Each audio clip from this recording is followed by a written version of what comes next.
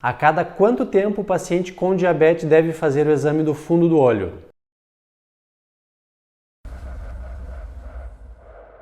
Tudo bom, pessoal? Aqui quem fala é Mário Bula, médico oftalmologista especialista em retina.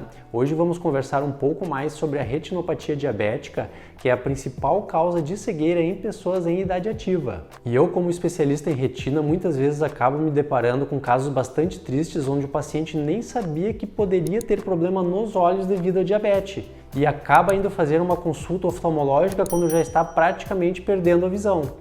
Tanto a diabetes quanto a própria retinopatia diabética muitas vezes podem ser doenças insidiosas, ou seja, elas vão começando aos pouquinhos e quando a pessoa vai se dar conta que está com um problema, na realidade já está com um quadro muito avançado. Isso é válido principalmente para os pacientes com diabetes tipo 2, que tem uma diabetes que muitas vezes começa aos pouquinhos, e se o paciente não tem costume de fazer um exame de glicose, um exame periódico, às vezes acaba descobrindo que tem diabetes muitos anos após ela ter começado. Então, para os pacientes que têm diabetes tipo 2, o ideal é já fazer a primeira consulta oftalmológica no momento em que descobre que tem a diabetes, porque muitas vezes essa diabetes já existia há bastante tempo e o paciente não sabia. Então, não é raro acontecer de a pessoa, no momento em que descobre que tem diabetes, já apresentar alterações na retina devido a essa doença. Já nos pacientes que têm diabetes tipo 1, que é uma diabetes onde a pessoa já precisa de insulina desde o início e que geralmente começa de uma forma mais rápida, mais aguda, não é obrigatória a realização do exame oftalmológico no momento em que o paciente descobre que tem a doença, mas esta consulta deve ser feita num prazo máximo de 3 a 5 anos após o diagnóstico da doença. Após esta primeira consulta oftalmológica, se o paciente tiver uma retina boa, não estiver com retinopatia diabética, a próxima consulta, se tudo estiver indo bem, pode ser feita dentro de 1 ano a partir desta primeira, e assim periodicamente. Eu vou deixar esta tabela aqui ao lado para que vocês possam acompanhar comigo qual é o intervalo indicado para cada estágio da doença. Se o paciente apresenta uma retinopatia diabética no estágio leve, ou seja, ele apresenta apenas alguns microaneurismas, que são os pontinhos vermelhos no fundo do olho, e isto em pequena quantidade, a consulta pode ser feita de forma tranquila em um intervalo que vai de 6 a 12 meses, sendo geralmente a média em 9 meses a cada consulta. E se for percebido que a doença está ficando mais grave, que a retinopatia diabética está ficando mais grave, é interessante reduzir estes intervalos entre cada consulta para que, se o paciente estiver apresentando algum risco de perder a visão, isto seja detectado antes que a visão seja afetada. Já se o paciente está no estágio moderado, onde a situação é um pouquinho mais grave, o indicado é realizar consultas em intervalo que vão de 3 a 6 meses.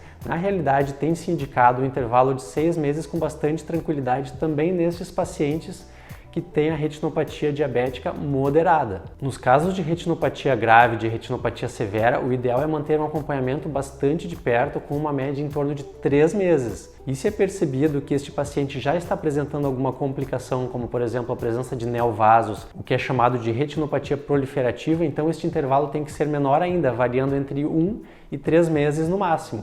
Mas neste tipo de situação da retinopatia proliferativa, já está indicado realizar tratamento, seja com injeções de antiangiogênico ou com laser. Então, a partir deste estágio, o paciente não vai mais fazer apenas acompanhamento.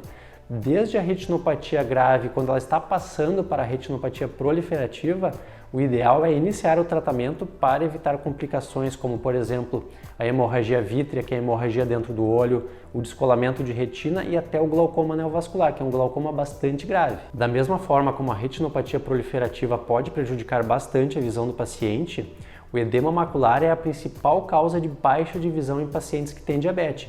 O edema macular é uma espécie de inchaço que afeta a mácula, que é a área central da visão. E se este edema macular acontece, o paciente passa a apresentar uma visão embaçada.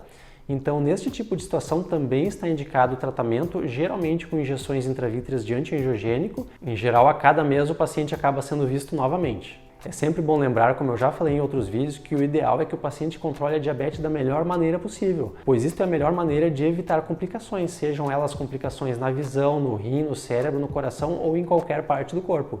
Sem esquecer de fazer as revisões oftalmológicas, porque no momento em que a diabetes começa a afetar a visão, o simples controle da glicose não é mais suficiente para evitar a piora da visão. E isto deve ser feito com tratamento específico para a retina, que hoje em dia é feito basicamente a partir das injeções intravítreas de antiangiogênico e também das aplicações de fotocoagulação a laser. Agradeço a todos que assistiram. Se você gostou, deixe o like, inscreva-se no canal e até o próximo vídeo aqui no canal Retina e Vítreo.